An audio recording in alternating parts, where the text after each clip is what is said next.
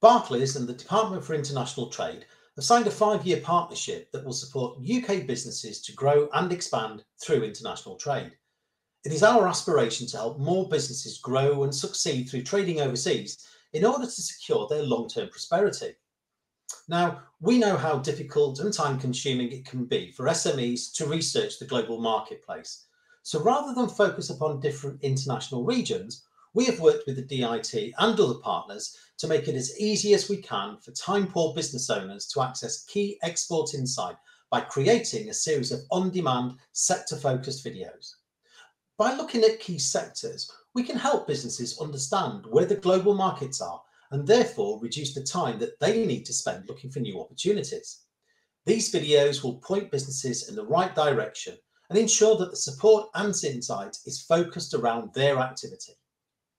My name is Paul Bowman from Barclays, and I'm delighted to introduce David Riches, the Deputy Director of the Financial, Professional and Business Services team, and Dianne Davies, International Trade Advisor at the Department for International Trade, who will talk to us today about how you can take advantage of the global financial services opportunities and share some practical advice for businesses involved in this sector.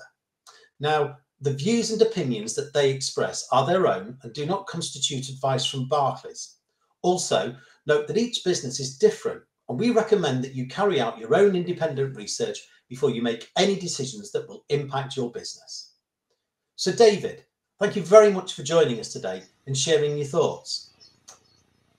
Can you please tell us a little bit more about the Department of International Trade and your overall role in supporting businesses?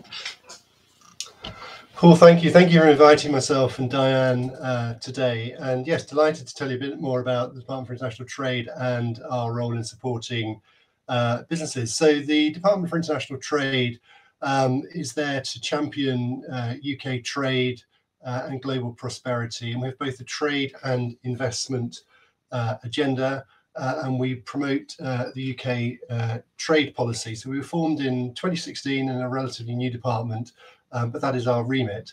There's a number of areas that we cover. So one big area is around negotiating free trade agreements for the UK around the world. We also break down market access barriers. So there may be barriers for financial services firms in particular markets, such as getting a license or how they can transfer money in and out. So we have teams around the world looking at how we break those barriers down for British business. We also promote the UK economy and promote exports, working with companies of all sizes. And within that, we have a strong sectoral approach. So as you say, my particular team, we focus on financial, professional and business services. So we're working with companies large and small across the UK to help them to export and also to attract investment in. And we have a team of advisors both across the UK and also within our embassies and consulates around the world. And you'll hear from Dianne shortly, who will talk about the work that she does with businesses in the northwest of England. So that's a bit about us as the Department for International Trade. So thinking of the finance service sector, David, where do you see the opportunities for UK businesses looking to grow through exports? Well, Paul, I think the first thing to say is there are huge opportunities for financial services firms to export, and that builds on the strength that we have in the UK in financial services. So we are actually the second largest net exporter of financial services in the world, and it's a sector where we have probably the strongest comparative advantage. So UK financial services firms, large and small, are seen as world leaders in whatever market they go into. In terms of markets, so the two biggest markets for financial services are Europe and North America, and these are two markets that we are obviously focused on. But we also see opportunities in markets where we are negotiating either free trade agreements or looking to break down market access barriers. So free trade agreements will have a financial services chapter. So a free trade agreement is made up of a number of chapters. One of the chapters is on financial services, and financial services firms will also find that other chapters, such as on digital or data, will also be applicable to them to set a framework as to how they can go into markets. And if you take something like the Singapore Digital Economy Agreement, which was signed recently, that provides a platform for UK financial services firms to go into Singapore and vice versa. So I think we see great opportunities around the world, particularly building on the strengths that the UK has in financial services firms, and would urge financial services firms of all sizes to get out there and exploit those opportunities. So, Dianne, what tends to be the best routes to market in these regions? Hi, Paul. There's many possible routes to market, from remote delivery in the UK, delivering by existing staff in the market, or actually setting up a business entity abroad. And the most appropriate will depend on the market and the level of export experience that the company will have.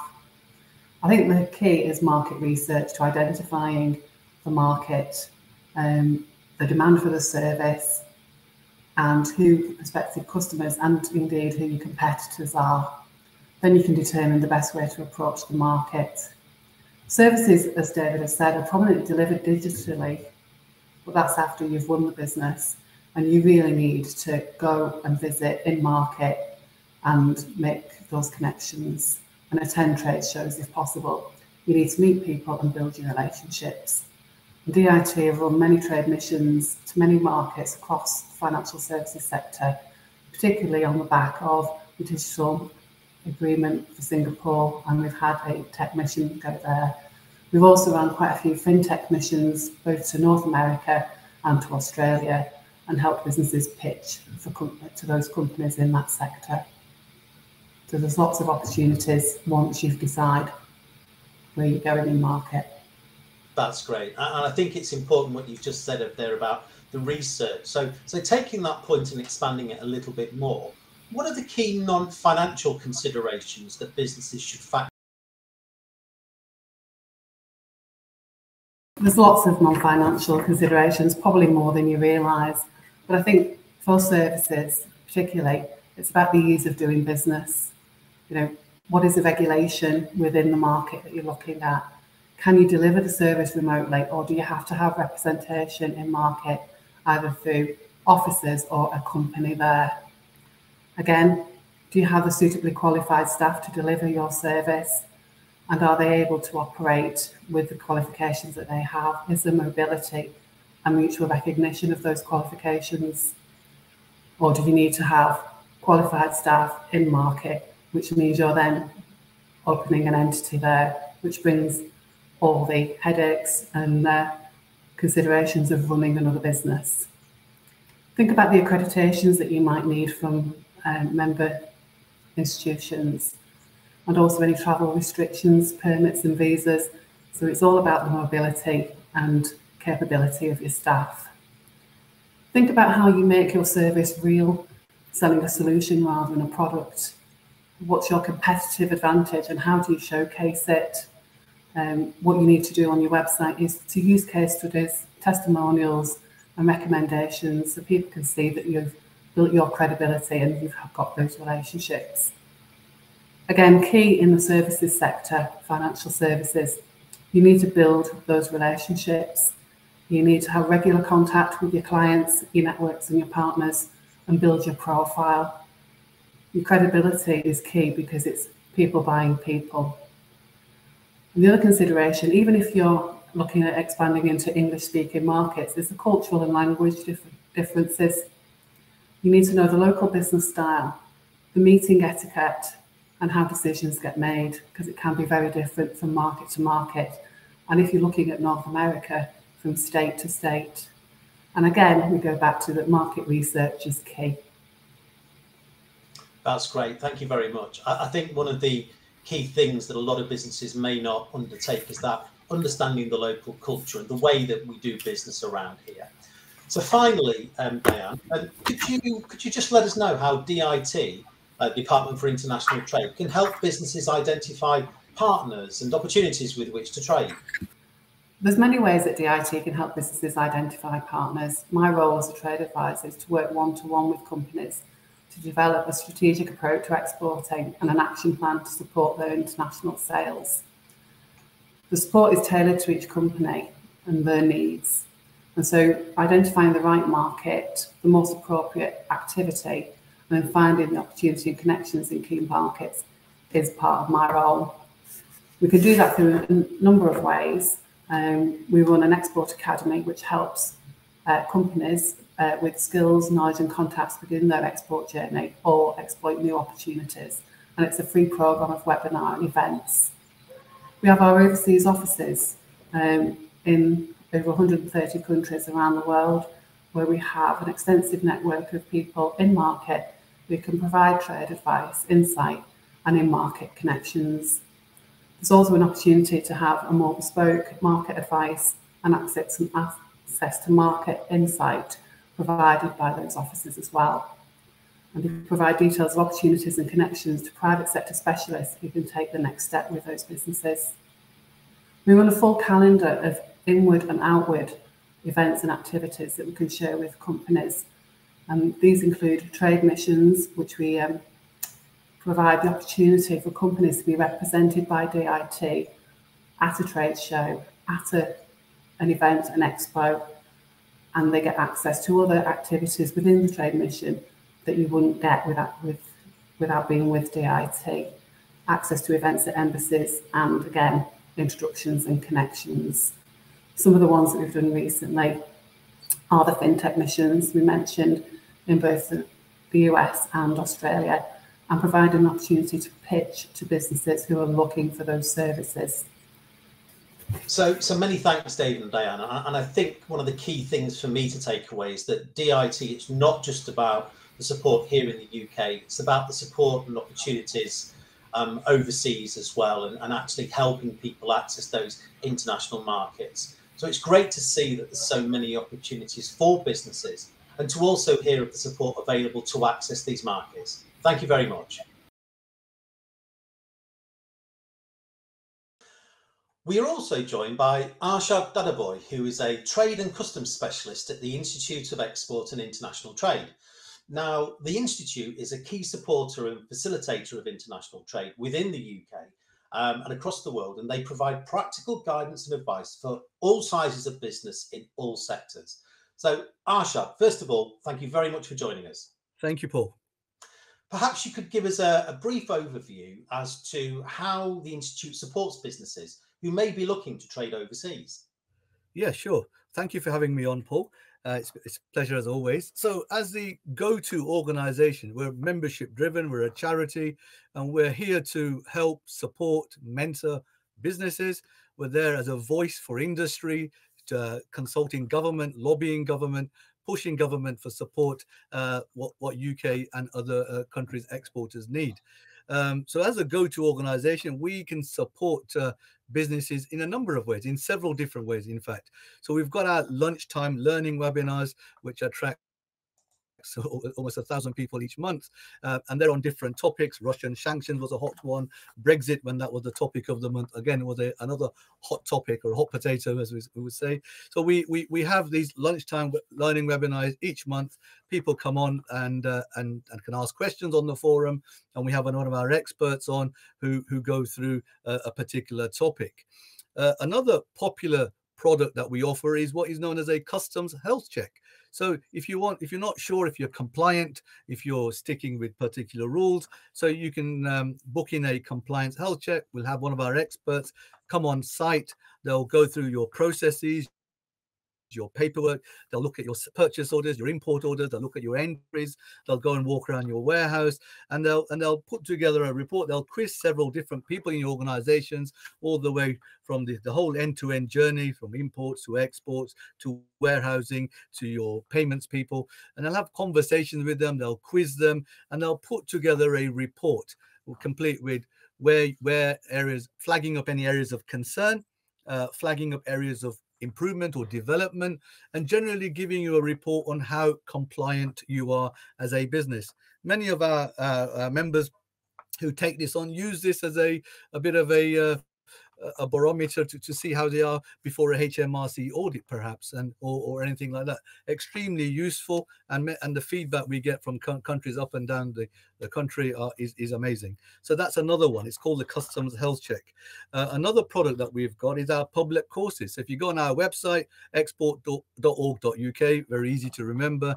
On there are probably a dozen or so courses that we have, all the way from introduction to importing. So if you're a novice, don't know how to export or import for that matter, we've got those courses. If you're an expert or an experienced person, and you want to refresh your skills or refresh your knowledge, or because remember, this is an ever-changing landscape. So again, we've got rules of origin, we've got Incoterms, we've got courses, for example, advanced exporting or advanced importing. We've got new courses like SPS, a very important sector at the moment, particularly with exporting and importing to and from Europe and wider.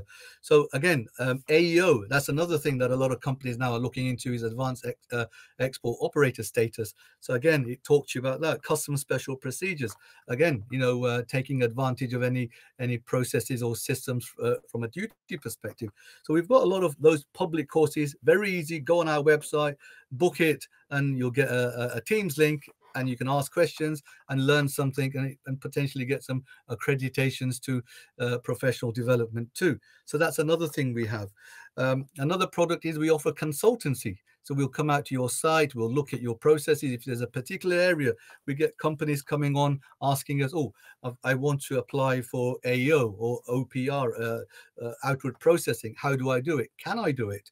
How do I go about it? How will I manage it? How do I implement it? Can you help us with that? Absolutely. We can send somebody out, they'll talk to you, they'll spend time with you. If you need help with your application process, or it's an appeal, for example, it's been turned down, we can unpick those situations and look at that. And that's not the only thing that we can look at. We can look at export licensing. If you muddle about clarity around an export license that you need, or it's been rejected, we can have a look at that. If you're unsure, you need some clarity on Incoterms or some training on site. That's another thing that we do is if you have a team of people that need upskilling, we can send a consultant out and we'll train you on your facility on site. So again, another offering that we've got. We also do compliance and SOP writings. If that's anybody needs help with that, we can support on those as well. And we've got a unique product called Vega. So if you need an interim position, for example, someone's got a mat leave or sickness, or you need a 3 or 4 month position to help you to get up to speed in a particular area, we can send a consultant in who then sits in your office every day, or subject to whatever the arrangement is, and they can be part of your organization to get to where you need to be. So that's in a nutshell what we've got. We also do something which is quite a very popular product, is a 2-hour consultancy slot. So for example, we had a company a few weeks ago. I've got an order from Brazil, and it's from the Brazilian military, and the laptops. Do I need a license? Don't I need a license? How do I go about filling it? So rather than send somebody out for a whole day, they can book a 2-hour team slot, and one of our experts will come online and take you through the entire process in terms of, do you need one? How do you apply for one? Where will you need to go? What the technical requirements are, and what that process is. So again, we can help in a number of different areas. That's great. So lots of different ways in which businesses can access the Institute services then, which is great to hear. And I know some of our Barclays colleagues have been through some of the Institute's examinations to help us help businesses and help customers undertake international trade. So that's great stuff. Thank you very much for that. Obviously, we're talking today regarding the finance services sector to a point. Yes. And having heard what David and Dianne from the Department for International Trade have said about the market possibilities for this services sector, especially in Europe, North America, some of the fintechs in the USA and Australia, what do you see as the biggest barriers for new exporters into these regions, and how can they overcome them? So let's be mindful that this is a highly regulated sector across the board worldwide. The financial services sector, and it has to be a regulated sector for obvious reasons. But I would say, in my conversations with stakeholders and wider, the biggest barrier for new exporters is the lack of desire and passion to export. Exporting is easy. It's never been easier, but it's just that desire, the passion, the know-how, getting that skill set, upskilling the team to get them to export. Let's just take the fintech sector that you've just mentioned. We've got 10% of the global share, roughly. Okay, it's a fantastic achievement, given it's a new sector, given the technologies are continuously evolving, etc. But that means we've got 90% to go after. I mean, that's a huge piece of cake, and given the heritage of City of London, it's the financial capital of the world. It's been going on for over 3 centuries. Lloyd's of London, all the big insurance houses, the oldest established finance houses in the world are all sitting in London. Yet we've got 10% of the global market share. It's a good achievement, absolutely. But look at the credibility we have got just being for being based in the UK. It's a good starting point. Furthermore, if we look at fintech, going back to that sector, we've got 1,600 roughly fintech companies operating in the UK. We know there's 5 fintech bridges that have been signed, with Korea, Hong Kong, China, Australia, Singapore, and South Korea. And these are makes it easier to export, I'd say. Looking at and taking advantage of what the government has put together in terms of these agreements. There are more in the pipeline. So any new exporter who is looking to export a financial services product should really start if they want an easy way to exporting, everybody wants to take small steps. It's a risk, yes it is. Is it hard? Well, it's never been easy, but let's unpick it. Let's take it. If you want to simplify it, let's take advantage of these fintech bridges, the support out there, and grow your business and go up the learning curve through taking advantage of that. Thank you. I think that's really important about recognising where the opportunity is well. So really helpful there, Arshad, to understand it. I suppose thinking a little bit more, are there any specific either sector challenges such as either licensing, documentation or certification that businesses operating in these regions in this sector may face? And I suppose what are then the most effective ways to manage these? So we've talked about how regulated this sector is, and it's a matter of understanding what those regulations are, how we become compliant to those regulations, and how we go about entering that market. So we've got compliance and regulations. The UK has its FSA and different banking sort of regulations. Equally, other countries will have the same. So it's about getting to understand what those requirements are. How do I become compliant? And again, it's not an unsurmountable challenge. It's about getting advisors involved. There are inward investment agencies from other countries that would be happy to support you with those challenges. And then it's all about protecting your intellectual property. Okay, so now you've got a brand, you've got a product, you need to protect that, particularly with service businesses like the financial services sector. It's very important that you make sure that you protect your brand, you protect your technology, you protect the product, and making sure when you go out there, you've got the correct sort of bolts and braces approach in place. We've got the patents authority here, the IPO office, that can support you in your exporting endeavors with that. Another area that's a challenge, and again, an exporter will need to consider, is data security. Again, financial information, it's extremely valuable. In the wrong hands, it can cause a lot of damage, and we know that already from quite reputable blue chip companies who have been tricked or fallen into non-compliance, and we know that the costs of non-compliance can be high. So it's looking at data security. What information can you store? Where can you store it? Nowadays, servers are, there's a business in one part of the world and the server is somewhere else. What are those local laws around about accessing the information, sharing that information, and managing those flows of information? So again, data compliance and security is a key consideration and a challenge for businesses. And then you've got your market entry routes. So how are you going to enter that market? Fintech or a standalone financial institution, what type of service it is, what type of underwriting will be required, and how you're going to enter. So are you going to enter through a licensing agreement? Have you done your due diligence with the person or the entity that you're going to issue that license to? Have you done the similar with a franchising agreement?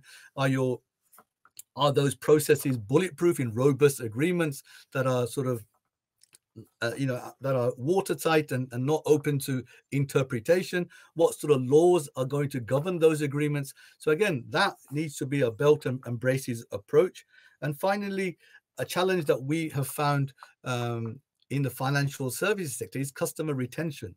So you may well go out and find a niche market somewhere, but then making sure that those customer retention, they renew your products or they stay with you year on year. So keeping a customer, it's the old adage, keeping an existing customer is much cheaper than finding a new one. So you need to make sure that those customer retention strategies are in place. That could be, we have known from sort of readings and research that even a simple app on your phone, if that app is clunky and a bit of a pain to use, a customer won't stay and download an alternative app or move to another provider.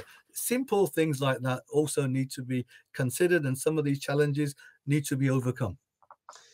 Absolutely. And I think one of the other pieces as well is people need to stay on top of these things. People need to be aware that the IP environment will change over time. Data privacy laws will change over time. Yes. And making sure that they continue to stay up to date with these particular aspects will ensure that their business remains compliant in a very heavily regulated sector. So thank you very much for that, Arshad. Thank you.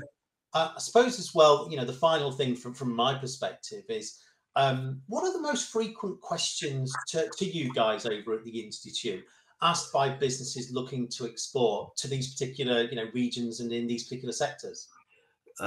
Okay, so which market do I go into? Is the most common one. Where do we go? Or do I need a license to trade or to open up a financial? What is the regulatory environment like? Can you tell me a bit about the fintech bridges? What does it mean in layman terms? So these are some of the questions that were being asked over and over again. What is the requirement from a UK perspective for a for a financial services company to export or set up overseas? So these are some of the questions that we get all the time. Yeah, and the reason why I was looking at asking that particular question is that sometimes businesses don't necessarily know what to ask. So I think just even covering off those few points there is really helpful, and hopefully some of the people reviewing and viewing this video today will get a better understanding of the kind of things that they need to be thinking about. I mean, another question that came up recently, sorry Paul, I've just come in at the last minute, but it came into my mind just now, was what are the and this was from a forex company, and we want to do business with Malaysia and sending money in and out. What are the laundering regulations of Malaysia, for example? Are there any limits of money coming out of Malaysia? So if a Malaysian business wants to send money to the UK, what are the limits? Is it an unlimited amount? Is there a cap on per transaction? So these are even questions that are coming out like that.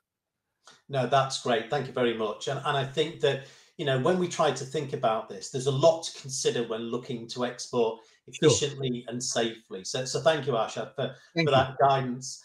I mean, having worked with the Institute on a number of initiatives before, we worked on key considerations for international importers and exporters following the end of the Brexit transition period. We also worked with the Institute in terms of our colleagues going through a lot of the Institute's examinations as well.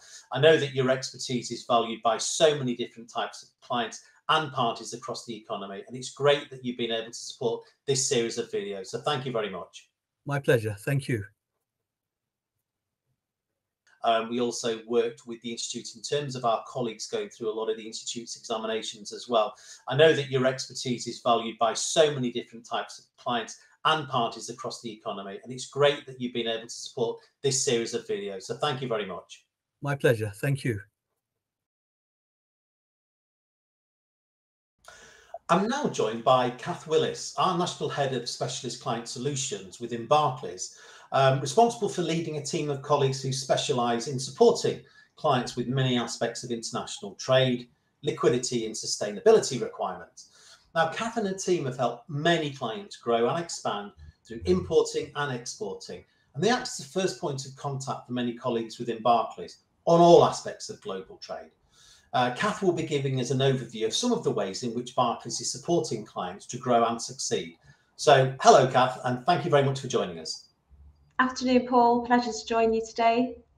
Great stuff. Now, before we start, the views and opinions that Kath expresses are her own and do not constitute advice from Barclays. Also, please note that each business is different, and we do recommend that you carry out your own independent research before you make any decision that will impact your business. So it's great to have you with us, Kath, today. Perhaps you can give us a bit of an overview of Specialist Client Solutions within Barclays and the team that you support and lead. Yes, of course. So the Specialist Client Solutions team support our SME clients as part of the overall relationship team within Barclays. And specifically, my team work with SME clients to help them realise the opportunity of global markets, be that at that very early stage where they would like to enter new overseas markets, perhaps not exactly sure where or how they will do that, or maybe they're already trading internationally and we'll work with them to ensure that we are supporting their requirements to be effective and efficient in this space, or potentially with clients who have a very established global footprint and they'd like to further expand and extend that as part of their growth strategy. So at all points on their international journey, I'd like to feel that we're able to step in and offer support and guidance. And more broadly, we have colleagues across the wider Specialist Client Solutions team who can help clients to review their online marketplace presence, enhance their digital connectivity with existing customers, potential customers, whilst at the same time ensuring that they remain cyber safe and compliant.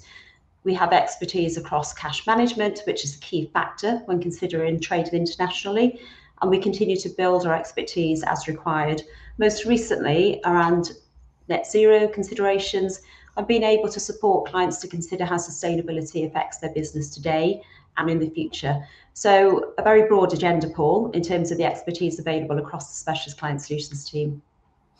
That's great. Thank you very much for that update. Now, obviously, we're talking about financial services sector here, and we heard earlier from David Riches and Dianne Davies from the Department for International Trade, and they gave us some great insight into the global opportunities in this sector. Aside from the digital trade opportunities in Singapore, following on from the signing of the Digital Economy Agreement, and the opportunities across North America and Europe, we also heard about some of those exciting fintech markets, notably in the US and Australia. Now, accessing these markets and opportunities does, however, present a number of challenges. So what do you believe the biggest hurdles are to international growth, and how can businesses overcome these? So we've helped many clients within Barclays, Paul, to grow overseas, and there are some different issues that crop up all the time. There are some very practical issues, such as the impact of different payment terms, managing payment security, credit arrangements, and the possible impact on the overall cash flow of longer supply chains. And there's the consideration around multiple routes to markets and which one to choose.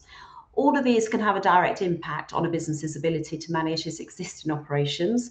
So we do ask business owners to really consider whether their business can manage the change or entry into new markets. For example, longer payment terms may be required in comparison to their domestic business today. And so there could be a negative impact on their cash flow requirements. Is the business set up for this, and can they manage that position? Another frequent consideration, but perhaps less so in the finance and fintech space, would be understanding how transferable or flexible a product or service may be in new markets. This can be crucial when taking advantage of overseas opportunities, and getting this right can realise fantastic benefits for the business, with greater levels of market expansion or penetration, with sometimes very little change to the offering itself. Of course, as Arshad has said, regulation within this space is really important, and a big part of the challenge around regulation, licensing and other aspects is knowing who to speak to and where to go to for guidance and advice. I'd always suggest, wherever, try and talk to somebody who has experience doing this or has even done it already.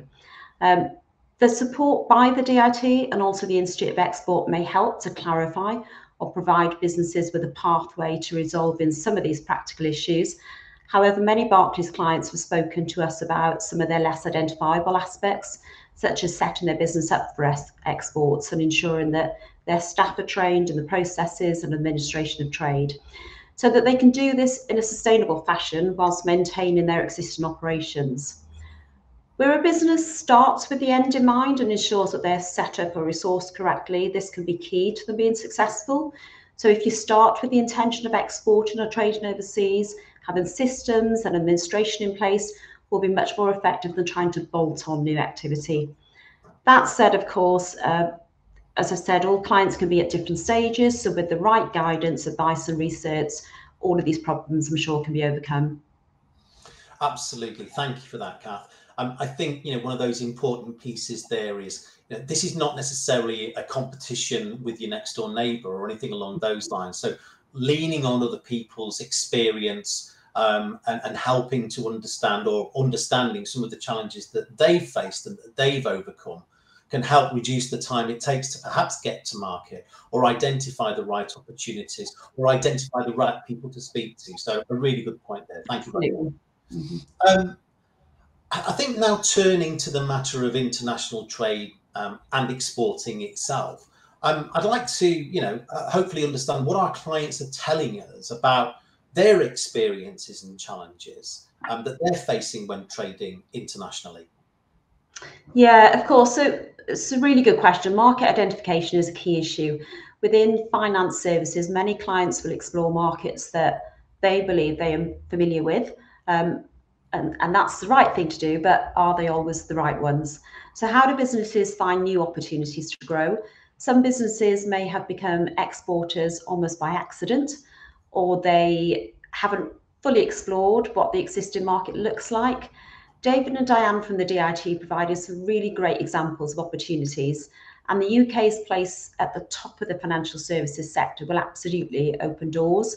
But sometimes support is needed to ensure that they're the right opportunities for your business. A key consideration that our clients ask us about is documentation and regulation. The amount of administration for exporting services in these sectors can be significant, especially with the level of regulation within financial services specifically. So working with local agencies, perhaps introduced by DIT, can save a lot of work later down the line. So I would always encourage that at a very early stage. Clients also want to learn more about the benefits of exporting and what impact will it have on their existing business. What will the additional administration requirements be, and how do they resource these within their business? Or do they consider using external agencies to support with these activities, which can create additional upfront costs, but could enable a business to get a quicker and easier route to implement their overseas strategy? So whilst Barclays, we can't answer every question on every occasion. We can help with some, and we can certainly discuss all of the options and ideas. And what we can also do is signpost to organisations such as DIT and the Institute of Export, as well as trade bodies. And we think this really helps. I always ask my team to be that critical friend of our clients when talking through their plans, considering any hurdles and challenges at this stage, and talking through the approach is always the best approach to take. So one final matter to consider maybe, and we frequently asked this question, is how businesses can find out about the parties they want to transact with and the organisations that they will need to engage with. Obtaining this insight can be difficult and it can be a challenge. So it's great to hear the support that DIT can provide with the on-the-ground access and support to different countries. That will certainly help a number of customers, I feel. I think that's a really good shout. I think in terms of those boots on the ground, those people in situ, their insight into local economies around the world, I think is incredibly important. And I know, once again, David and Dianne were talking about, the trade missions and the way in which they can help provide that local insight and that local support to understand, the counterparties within transactions or the key people to talk to actually move matters forward. I think that's incredibly important. Absolutely. And also local cultures, Paul, as well. That's a key factor to be considered. Absolutely, absolutely. Thanks for that, Kath. The next final question from my perspective really is, how is Barclays helping clients within this sector overcome some of these challenges and maximise some of the opportunities we've heard about? Yeah, so Paul, we're really proud at Barclays of how we're supporting UK businesses with their international trade, and we've done that for many years. We've helped inform and hopefully educate many businesses on issues as diverse as shipping goods to what is required following the end of the post-Brexit transition period. We do this through our one-to-one calls or face-to-face meetings with clients. And we also have various and relevant articles and on-demand content to help businesses understand how to operate overseas. And of course, we can help with all kinds of payment acceptance methods and foreign currency requirements. For example, if a business has incomings and outgoings in the same currency, using a foreign currency account can help manage, reduce or potentially eliminate foreign exchange risks. And we'll also discuss the most appropriate method to send or receive funds for our clients. Some businesses may need to provide a form of guarantee to a beneficiary, such as an advance payment guarantee or a HMRC bond. Within the finance services sector, a huge degree of success is going to be delivered by building trust. And as such, these bonds can help pave the way for that. Understanding the responsibilities when issuing a bond or being involved with a bond or other trade instruments is a key part of our role to help clients understand their responsibility there. And outside of this, we can help businesses with their payment security or ensuring that they're aware of the level of risk involved when negotiating payment terms and methods. I'm sure that people have heard of the risk ladder, where the way in which a client pays dictates how much risk there may be for a supplier in a transaction. So that's always a useful tool to talk through with customers. And there are lots of other ways in which we can help with the business, and we can link into other Barclays teams, such as the High Growth and Entrepreneurs team, who can support with insight and opportunities across a wide range of topics, including management, team development, raising equity, access to new support channels, and other key management skills. I touched on earlier about the help we can provide to ensure our clients remain cyber safe, cyber compliance, whilst also using the opportunity that digital platforms present to be effective, use of social media channels to reach new and existing markets in a very productive way, and of course keeping up to date with the changing landscape of the digital market. So that's also key. So Barclays' role and that of my team is to help businesses find solutions either within Barclays or through other partners and through our connections. And hopefully our experience and expertise in this space will help find some solutions to give customers confidence to move forward to trade internationally.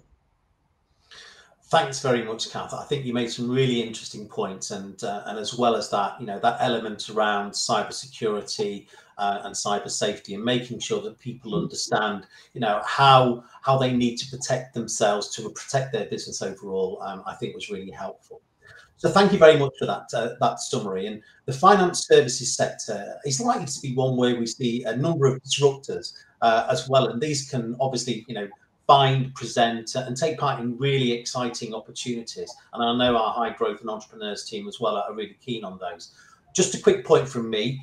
We did touch on it in terms of trade services, but some of those include letters of credit. Letters of credit products are available to clients at Barclays Bank UK PLC through a referral to Barclays Bank PLC. Referred products will be owned and administered by Barclays Bank PLC, and a portion of the revenue generated from referred products may be shared with Barclays UK PLC. Alternative service providers are available in the market, and they may offer similar products. And all credit and risk products are subject to individual business financial status, and of course, terms and conditions apply.